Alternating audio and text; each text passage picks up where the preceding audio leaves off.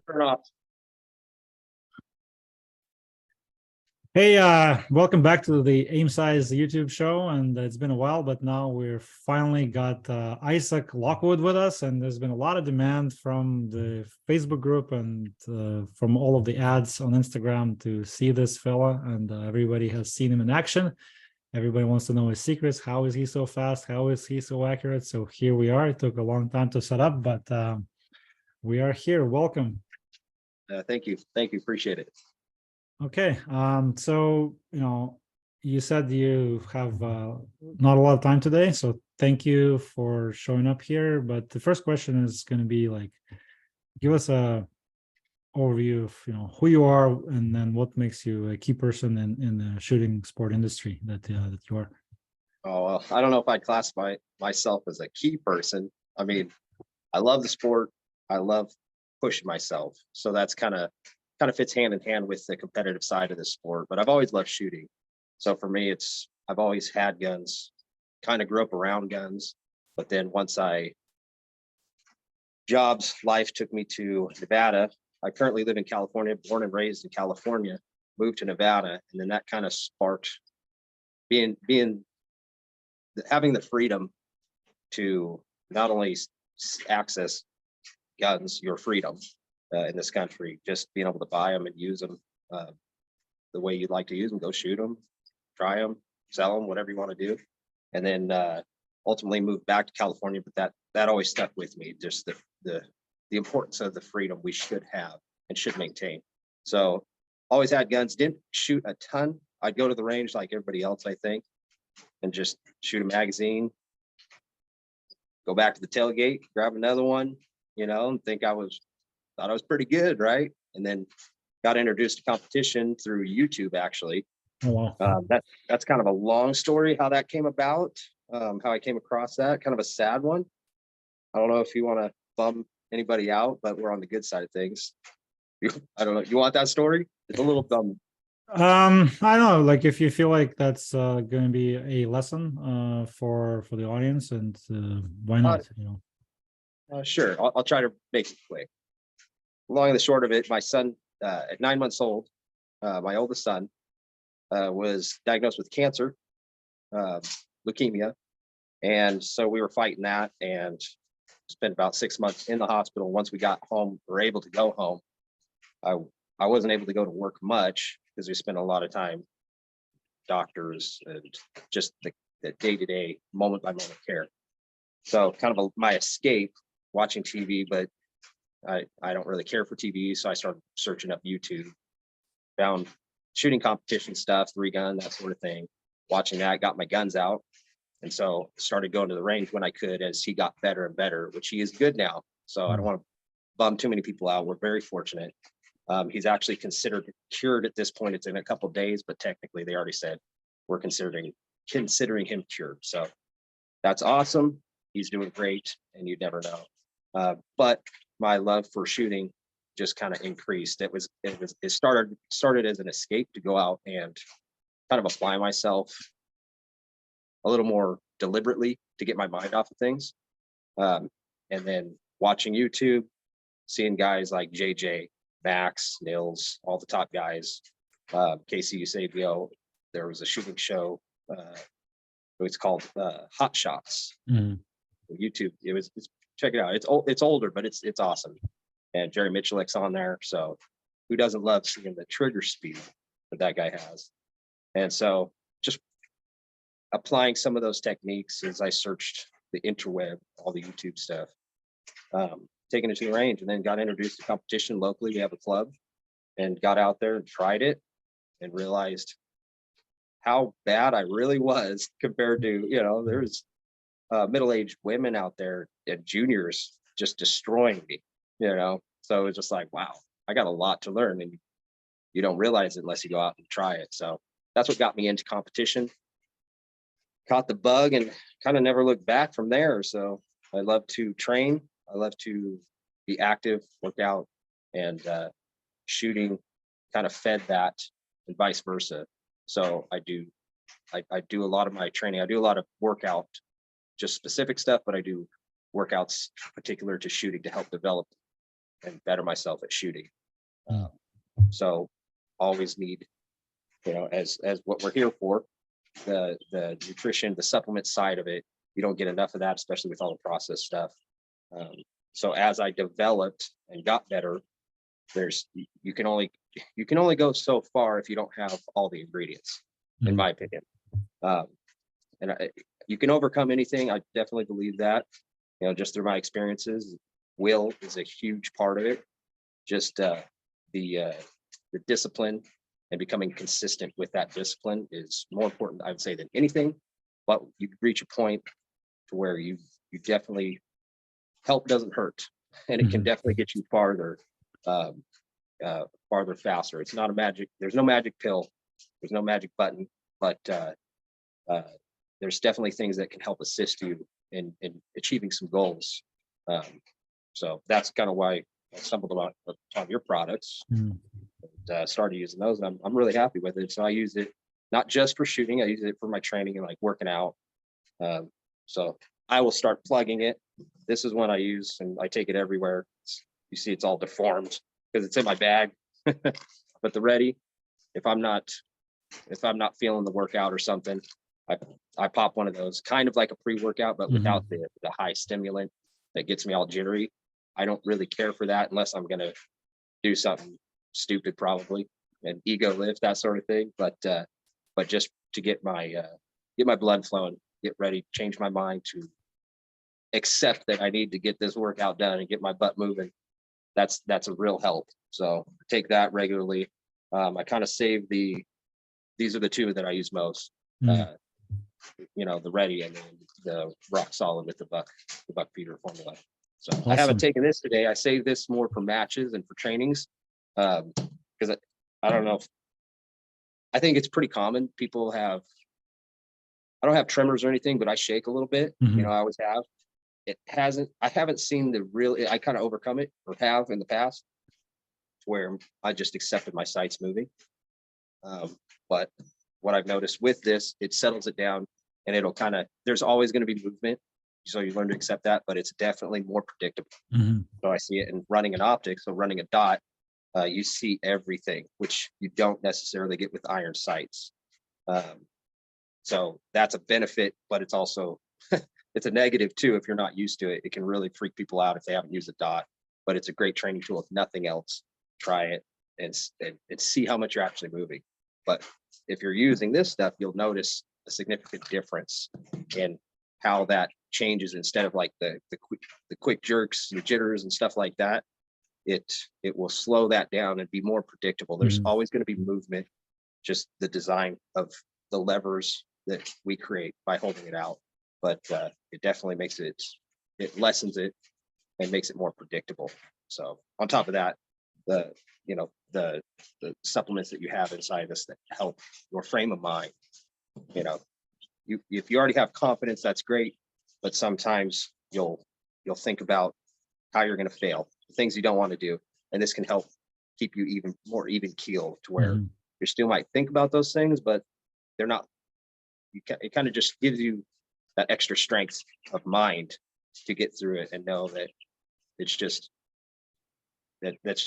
it's something you're going to overcome. So you're not dwelling on it, that sort of thing. That's what I've noticed, anyways.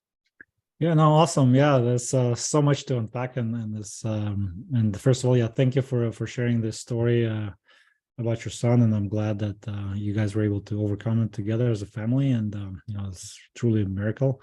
And I like the story how you didn't find solace in the bottom of a bottle. You didn't find it, in the bottom of a bag of chips. It was literally going out and picking up a craft, picking up a sport, and trying to become the best you can be at it, and finding that tribe, that community to lift you up, other competitors, and your mentors, even if they're YouTube mentors, they're still mentors. So feeding your mind, feeding your body with positive stuff, with useful stuff, as opposed to the negative and the dwelling and just going down a spiral. So I think that's a very powerful lesson for everyone listening, that even when you're in a bad situation, you can still find ways to do the good things, find the positive, surround yourself with people who will lift you up, and um, you know, that's what you've done. That's great work, great job, man. Really glad for you. And of We all course, have thanks. things. Yeah, We all have things that we're going to have to deal with and overcome or be overcome by it, in my opinion. That's what I learned ultimately from it. And it was, I always say this, it's something I wouldn't wish on my worst enemy, but at the same Mhm. time, I would love to see everybody go through it and ultimately find that to where they can overcome it. I know that wouldn't happen. A lot of people may not, that I've seen, Yeah, uh, don't overcome it, and they let it kind of overcome them. We were fortunate, so yeah, we didn't lose our child. We've dealt with a lot of medical stuff since then, but that ultimately prepared us for that. That gave us basically, it was a huge wake up call and a foundation for us that we were able to grow from to overcome all yeah, the other things we've gone through. yeah. So, but everybody has their things, right? Exactly. So, Everybody's version of hard is their own version of hard, and everyone's correct. going through something. And another thing that I realized recently is that how many people are actually using the sport of shooting or the sport of archery or as a mental health mechanism for veterans with PTSD or Yes. kids with special needs. And it's really something that not a lot of people talk about, but it's a very, very, very important activity that can teach you so many lessons for your body and for your mind, and to get your mind off of things and to get you better and a better functioning member of the society. Like, there's some of the benefits that come out of this are not being talked about enough, in my opinion. So thank you again for sharing and for making it known.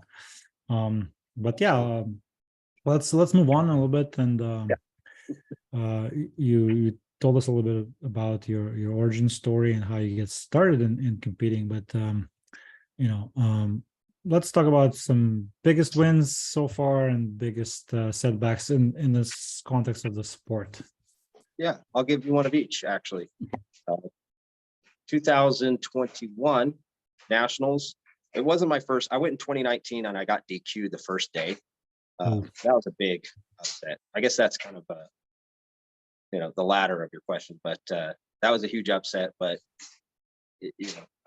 something you just got to get over. It happens. It was my fault. I got too close to the 180. Did I go over? Maybe, probably, but doesn't matter. You move on. Fast forward, I couldn't make the next year's because I was nationals because I was in the academy, uh, the police academy, and then the following year, 2021, I made it back to nationals and ended up 13th overall, but I won the law enforcement category. So technically, I'm a national champion in law enforcement, which was huge. That was kind of like one of the two things I wanted to be. I wanted to place ultimately top 5, but I was willing to settle for top 10. And I just missed out on that. And I made plenty of mistakes. So I definitely mhm. earned the 13th and not the top 10, but that's how you grow. So you learn from it and move on. The following year, I, based on my, so that was the positive, winning nationals for law enforcement, and then earning that spot into the super squad for the following year. So last year, 2022. Thought I was ready for that. I was my practice regimen wasn't quite as precise. I wasn't as prepared as I thought I was going into it, especially mentally. So Mhm. mentally going into that, so all my mentors on YouTube that I just spoke of uh, are in that super squad, right? And being a cop already on the streets, pointing guns at people pretty regularly is much more than I anticipated. Being ready to take a life, got to get over that. So I think my mental is very strong. Um, and when I went into that, I didn't. It was strong in a certain way, but I definitely didn't account for my perception of these mentors and these people that I looked up to, that I was now next to, shooting against Mm. real time, in a sense. I was the year prior, but I wasn't thinking about them. I was in a different squad, right? Great squad, but not thinking about them, just more concentrated on uh, uh, uh, just what I was doing, just the execution. That's the word I was looking for, execution. Um, so now, next year, with all my mentors, with the guys I look up to, and it was definitely a big wake up call.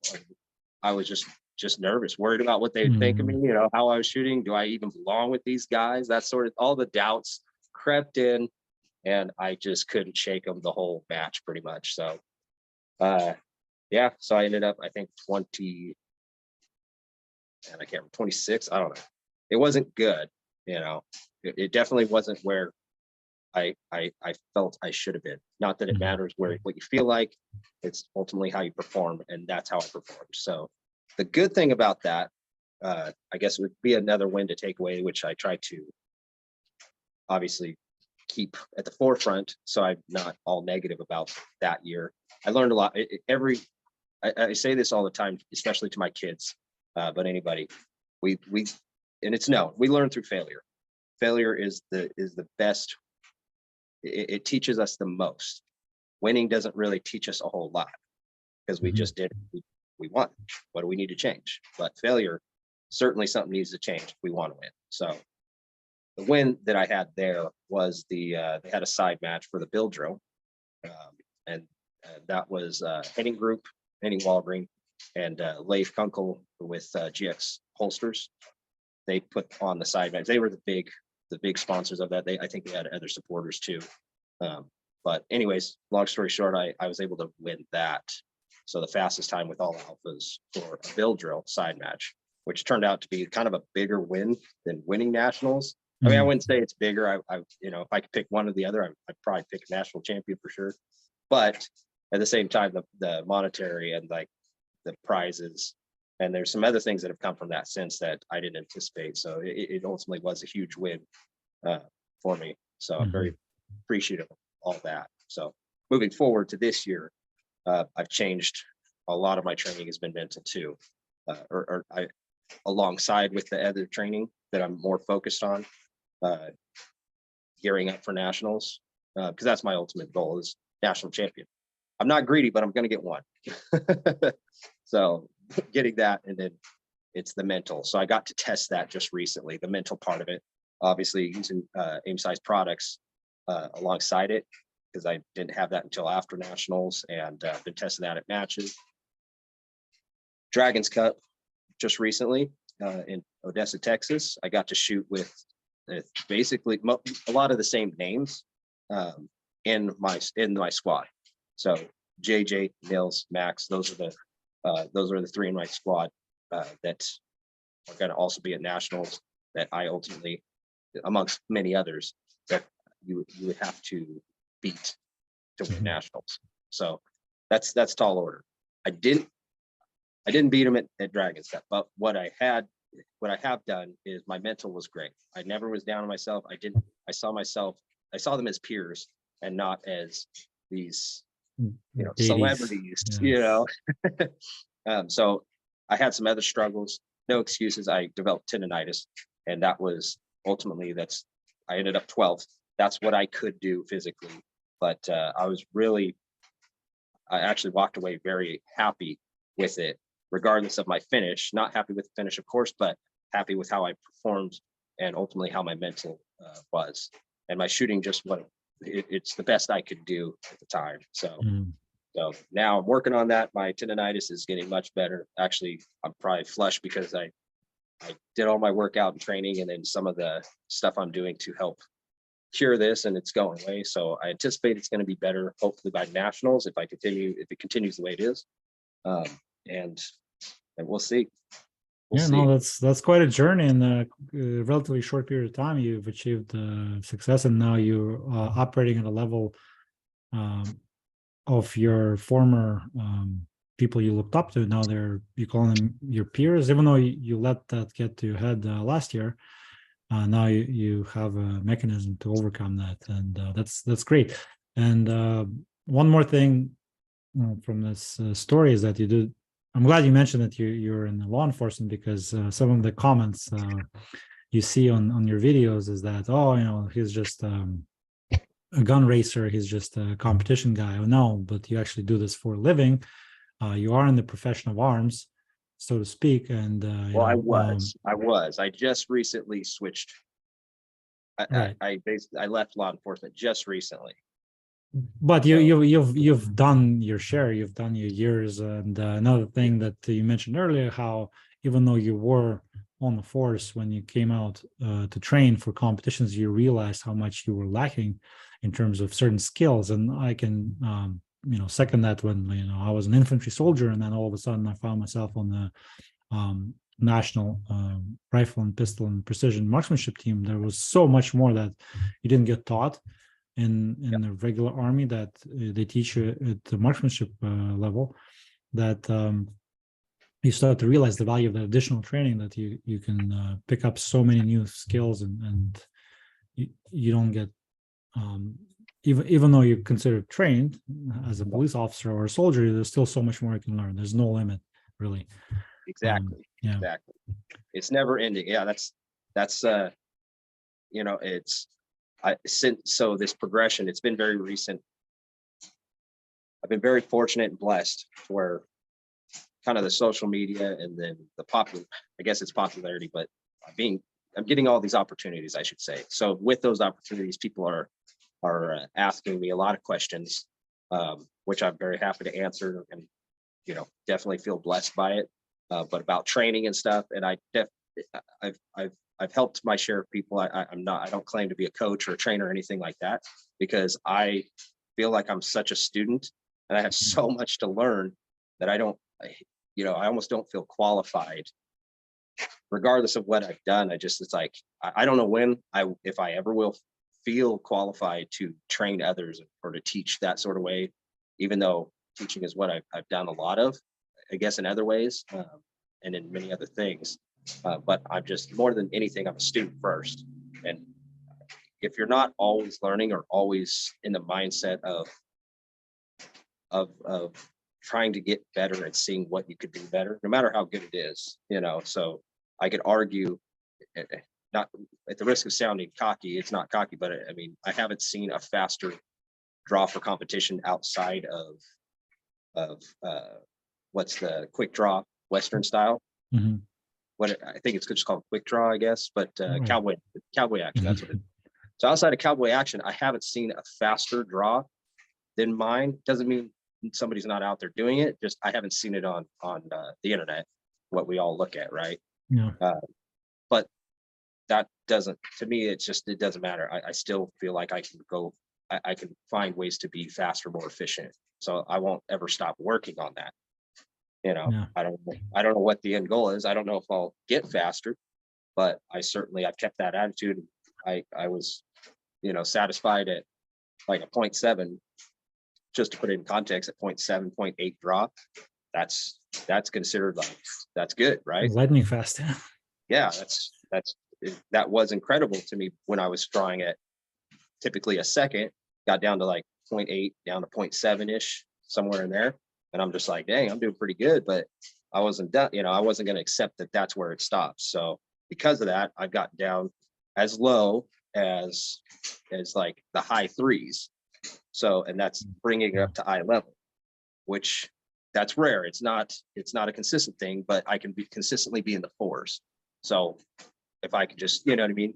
I don't know where it's going to stop. I don't see it going much more than that, in all honesty, just physiology, but that doesn't mean I'm going to stop trying. So that's with everything. You can apply that to everything. It does, if you're a student, if you're of the mindset that I can continue, I can still learn.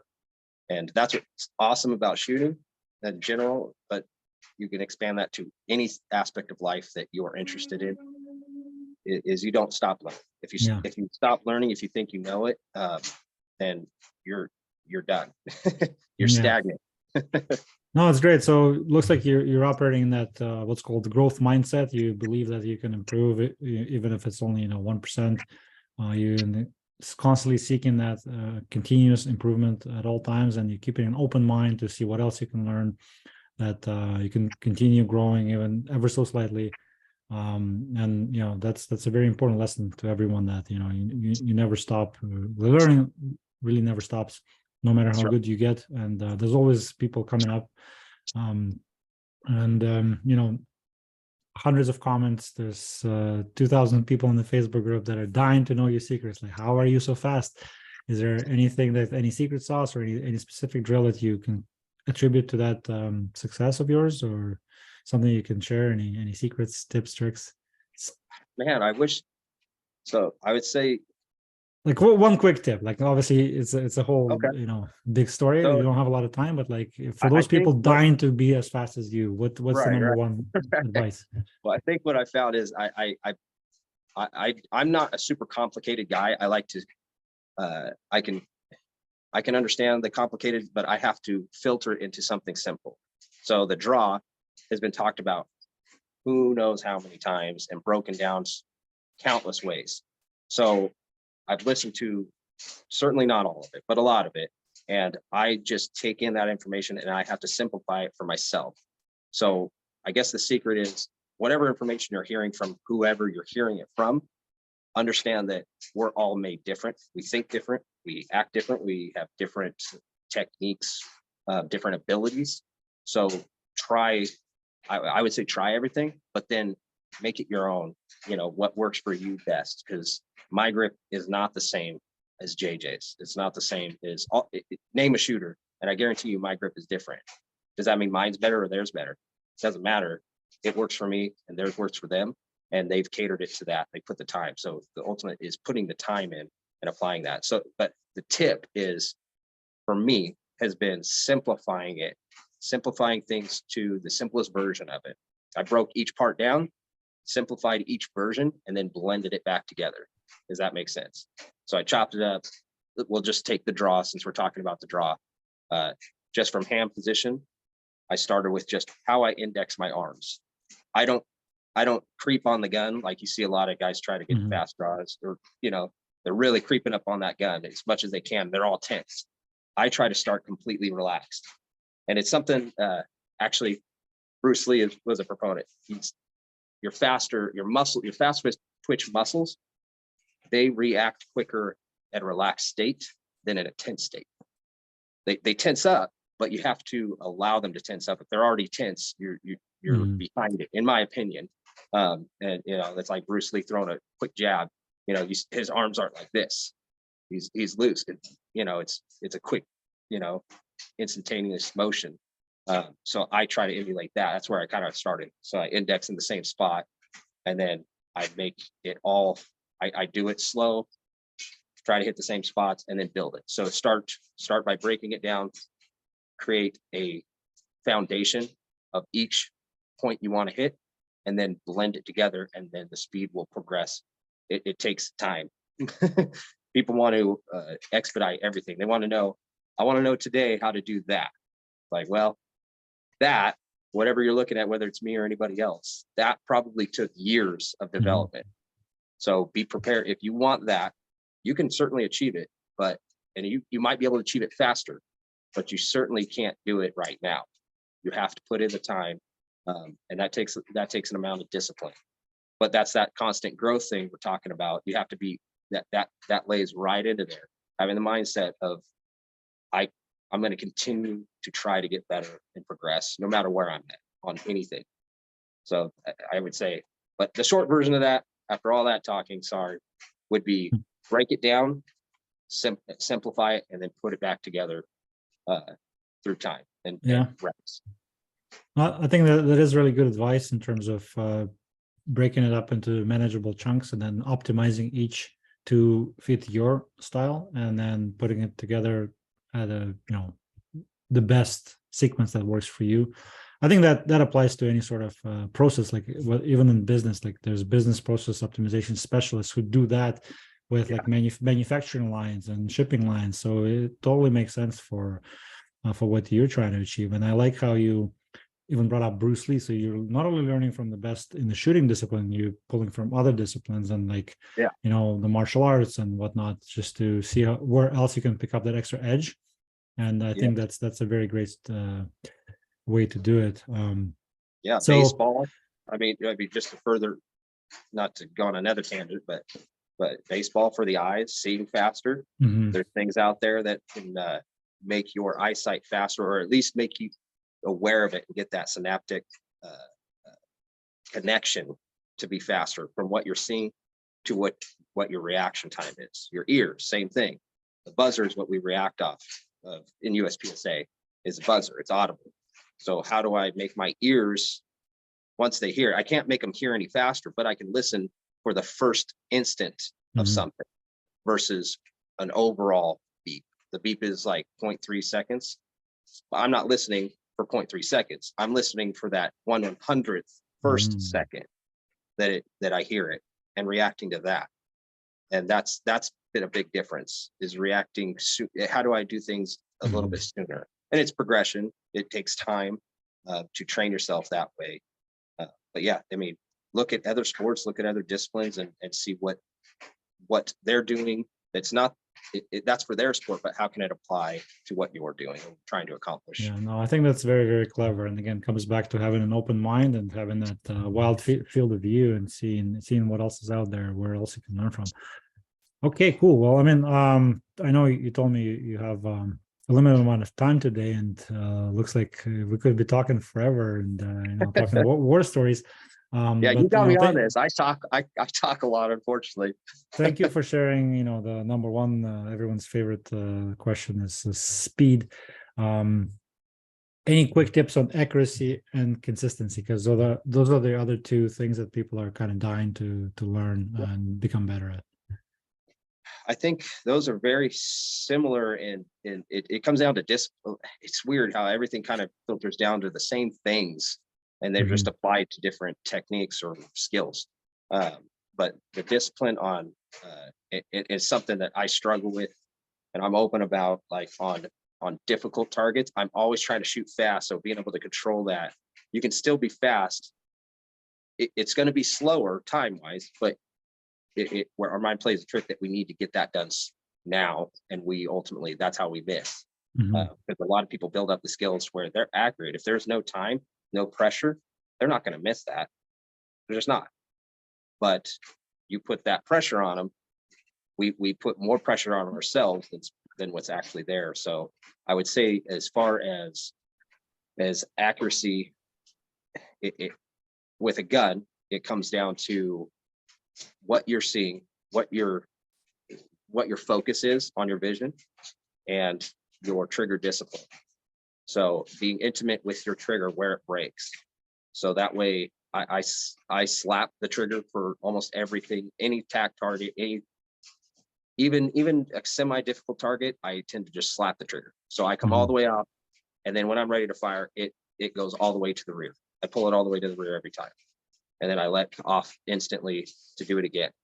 On very difficult targets, I think I'm learning this. It's always learning.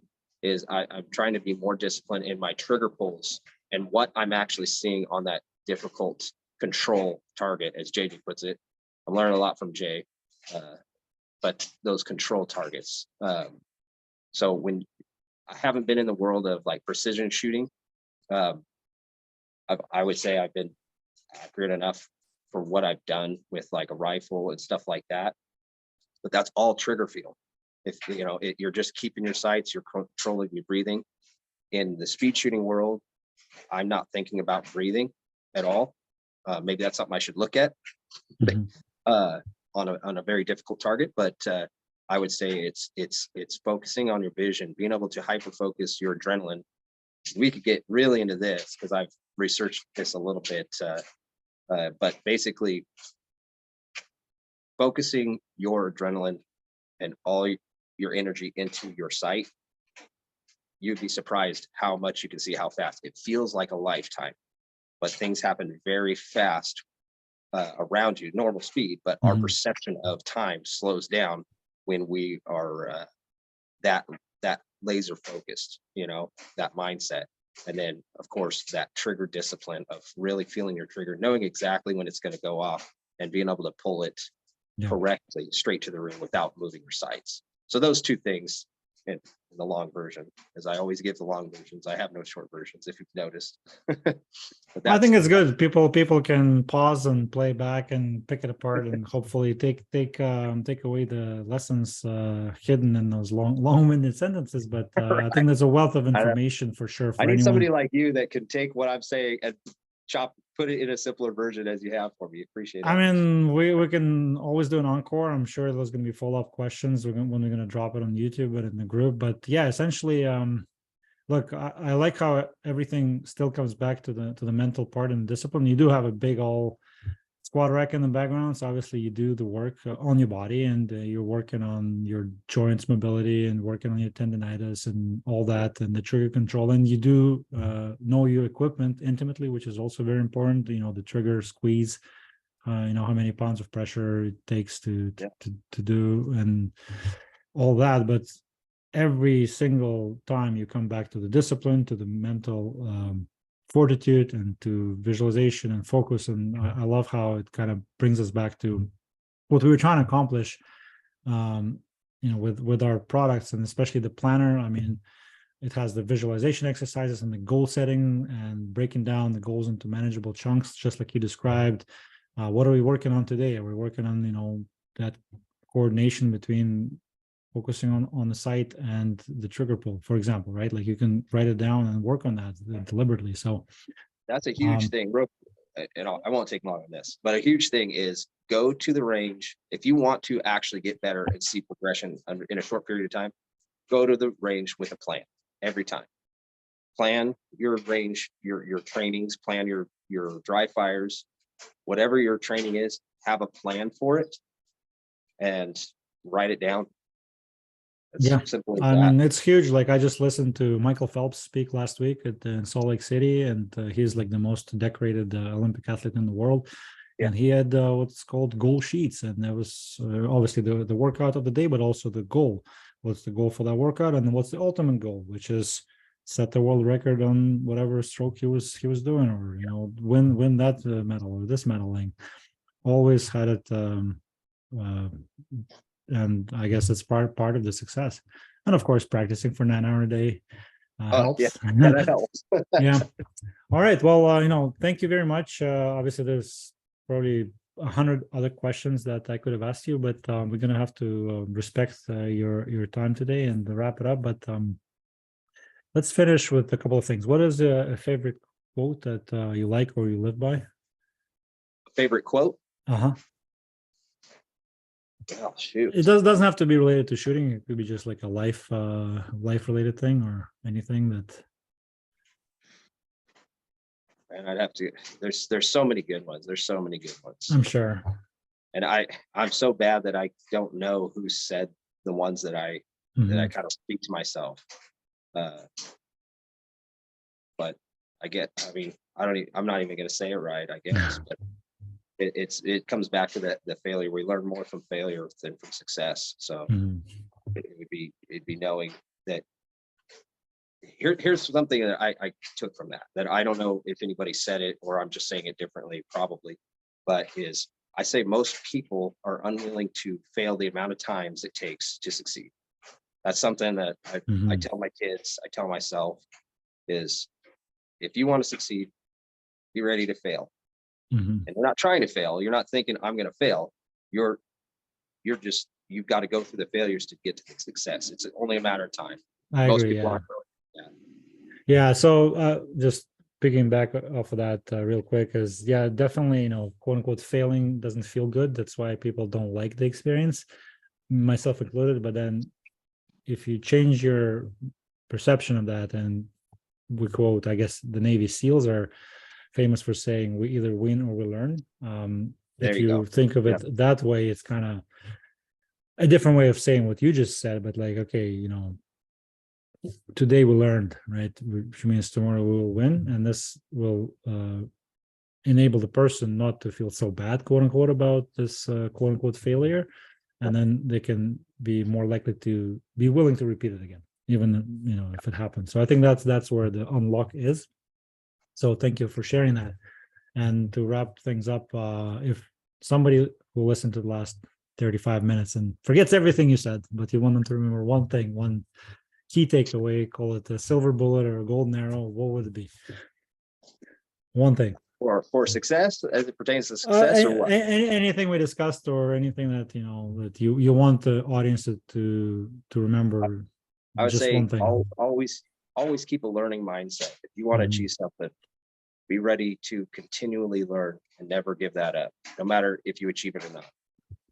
Okay, no, I think that's kind of that's been a theme throughout the whole interview. So thank you for that reminder. And yes, I would definitely welcome an encore because there's so many more questions that I'm sure the audience has. Plus, I have a few saved up. But I'm gonna let you go. Thank you so much. And this has been a great interview. Thank you. I appreciate it. Thank you.